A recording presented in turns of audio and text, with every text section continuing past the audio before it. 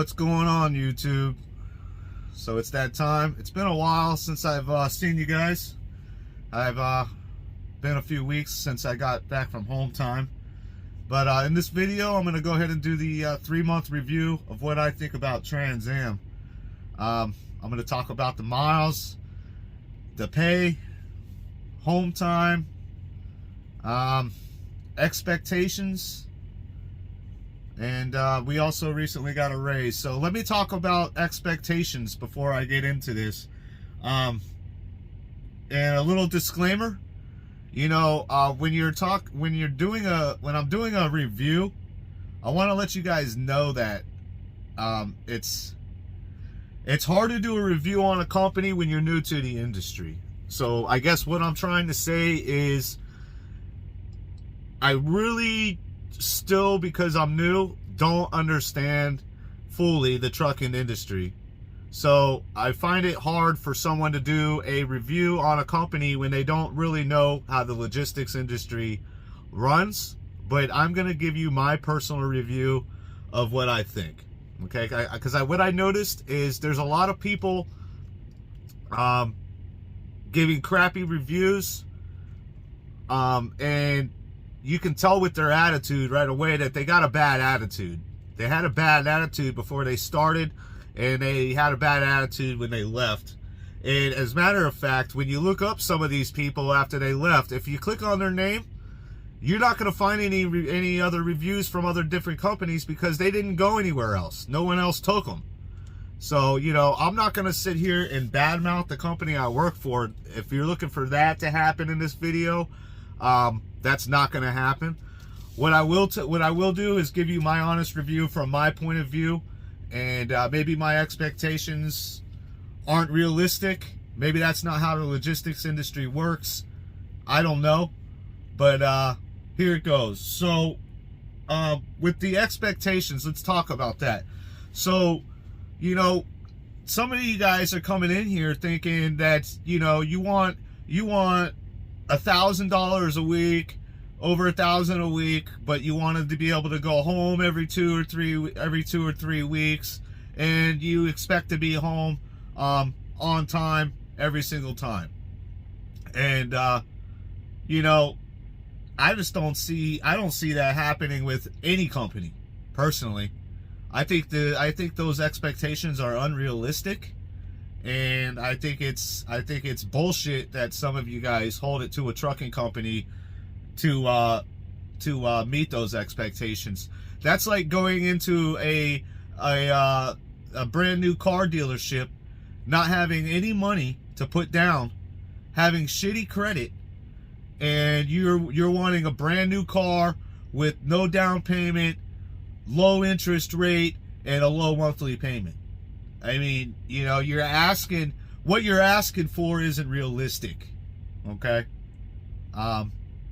Just saying. How can you expect to make money, but yet you're going home every 2-3 weeks? You know, you got to stay out at least a month in this business to make some money. Let's talk about the miles. Miles here have been wonderful. I average about anywhere from 29. I average about 3,000 miles a week. Now, I will tell you that I'm a lease driver, and me personally, this is my opinion now, I cannot see a company driver making 3,000 miles a week. Now, I did speak to a company driver last night, as a matter of fact, and he says that he averages bringing home $1,000 every week. He's been here for a year. Maybe they're giving him the loads because he did seem a pretty grounded guy. Maybe they're giving him the loads to where he can do that. I know that my last loads coming out of Texas, I had to turn down 4 loads back to back because you know, what they were trying to give me is something like where I basically go to get loaded from the shipper but it says the departure time from the shipper is not for 3 days from now. Okay? Now, that doesn't mean that I can't depart early, but what that means is that the shipper technically doesn't have to be ready for 3 days from now. So, you know, if I accepted a load like that, I could potentially be sitting on my ass for 3 days. 3 days and no miles. So, I had to turn down a lot of loads to get the loads that I needed to get the miles that I wanted, if that makes sense. And I just can't see a company guy that can't refuse loads hitting those numbers. I really can't. I'm not saying it's impossible. Maybe it's situated to the person, the particular individual. I don't know. I just don't see it. My pay has been. I had a bad week. You know, I had a week where I took home $16, and that had to do with me taking home time. Also, because I'm a lease guy, I had truck payments. I really got burned on my home time and coming off of my home time. Some of it was me. Some of it was poor planning, you know. And so I did have a week where I took home $16. But besides that week, I've been averaging around $1,000, 900, high 900s, 1,000. Hell, with my bonus included, just want to say 3 weeks ago, I took home $2,200. So that's with the I took home $2,200, and that was with a $1,250 bonus. So, you know, that wasn't bad. Right after that week, I took home $1,000. And then after that week, I took home $16. I just told you why. And then this week coming up, I'm going to be taking home $950. So I get paid on Tuesday. I'll be taking home that much. You know, and it really was dependent on me and how I ran. Like I said, I had to turn down a lot of loads in order to get the loads that I wanted, in order to make the money that I needed. So, you know, that's how my pay was. Home time. You know, here's the deal, man. With the home time, you're just, I really don't know how to address this issue. Basically, you know, you're gonna get screwed on home time. Put it that way. And it's not completely on them. You know, think about it like this. You know, you got home time in a week, right? Well, they're not gonna bring you like the next state up from your home and have you running around that whole time. You know, you're gonna be, if you're in the Southeast, you might be in the Southeast for your last week before you go home, right? Well, the problem is what I've seen. I've only taken home time once since I've been here, by the way. I usually stay out a month and a half. So from what I see with my home time on that one time, I was in Missouri going home to Florida.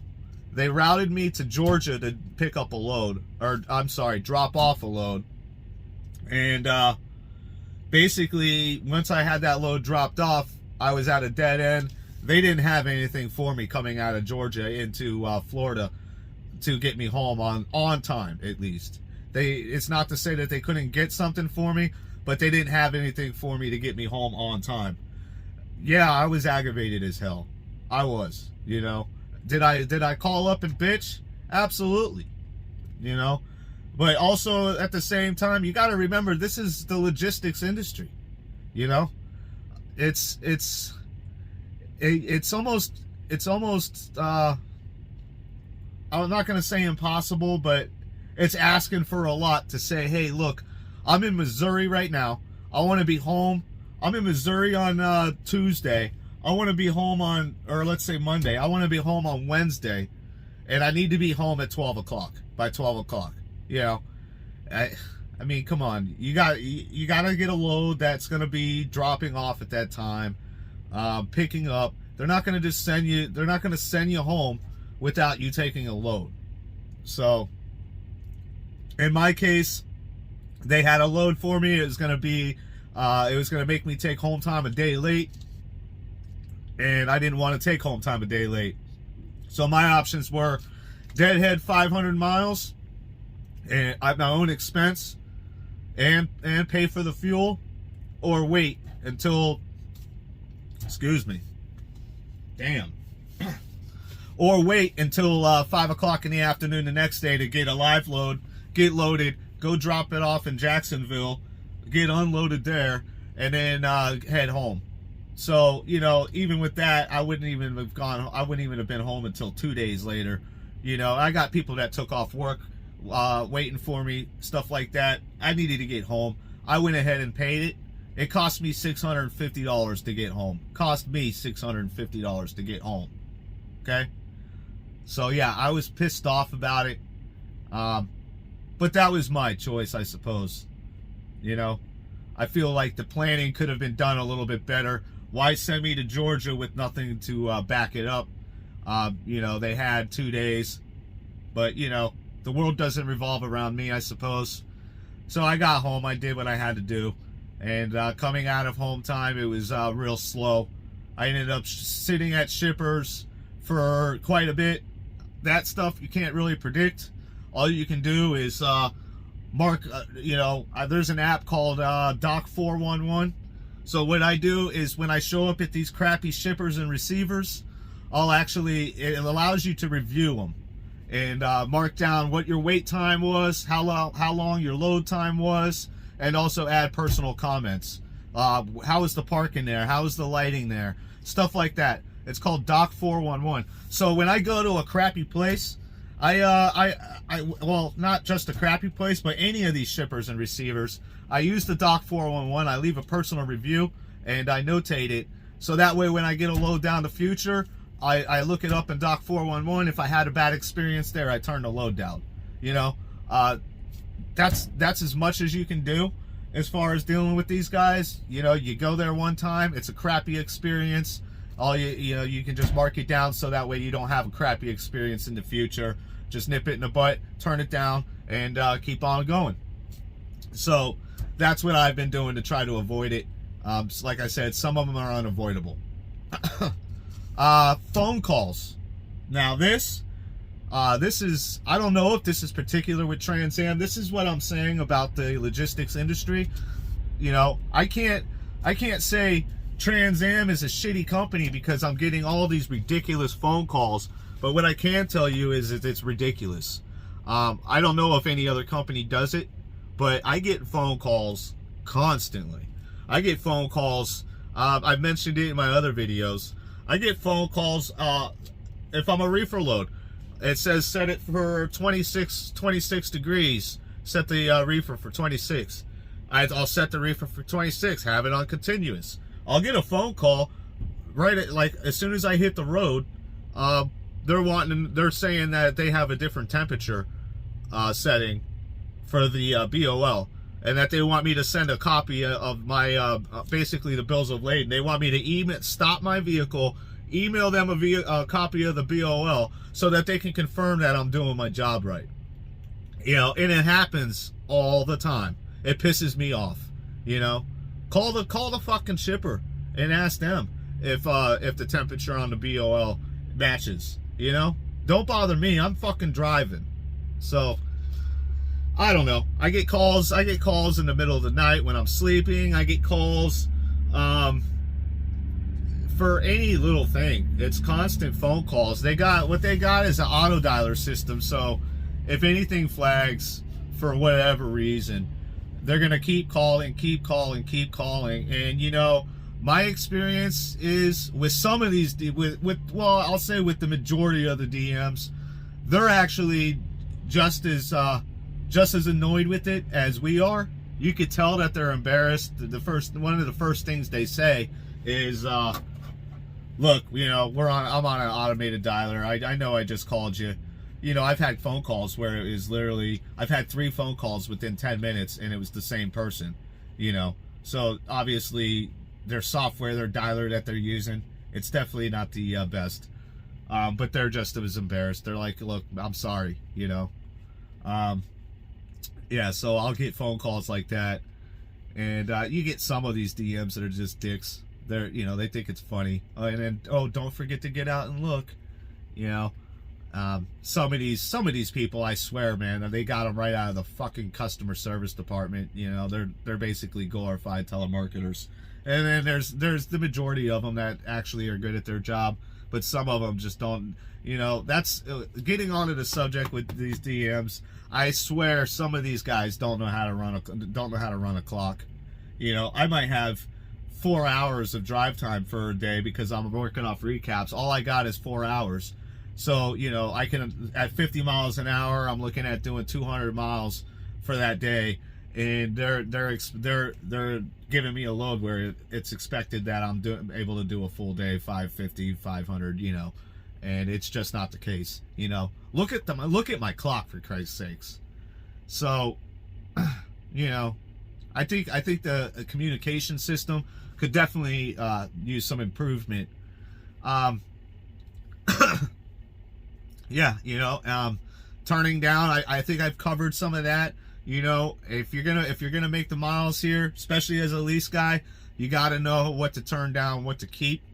I'm not saying I've mastered that, but I do know that I've jumped through a lot of hoops to get the miles that I got, and it was only because of me turning down these loads. Don't feel bad when you turn down these loads.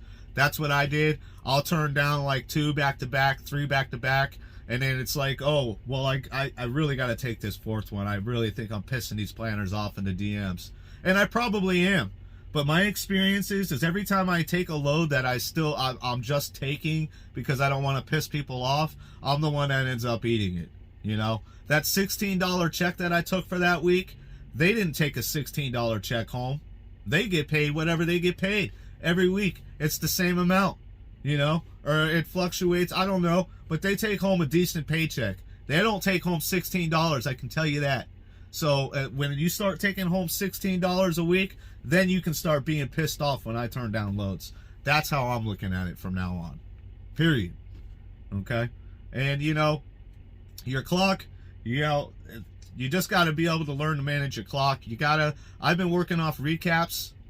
I feel like when I first started my first week, I was doing 34-hour resets once a week. As opposed to recaps, I think working off recaps is a lot better. I seem to be getting more miles, although I have to be a lot more in tune with my clock and how many hours I got left versus how many hours I'm driving, and all that stuff. So it definitely requires more attention when you're doing recaps. Keep that in mind. Yeah, so this is my 3 months. I guess the question is will I renew at the end of my 6? To be honest with you, I probably won't. You know, I want to do my 6 months and go somewhere else. I feel like the lease program is it doesn't leave any error for you to. I mean, I have to run my ass off to make $1,000 a week. Put it that way. At 3,000 miles a week, and I'm only making 1,000. I feel I can make a lot more money somewhere else, even as a company guy. After I've got my experience, I could go company and run half those, run 2,500, 2,000 miles and still be close to around 1,000 miles or $1,000 a week. You know, for 3,000 miles, I should be grossing at least 1,500. At least 1,500. So, you know, food for thought. This is my review on the company. If you got any questions, feel free to leave them in the comments there. Hit the like button, subscribe. I'll keep bringing the videos to you.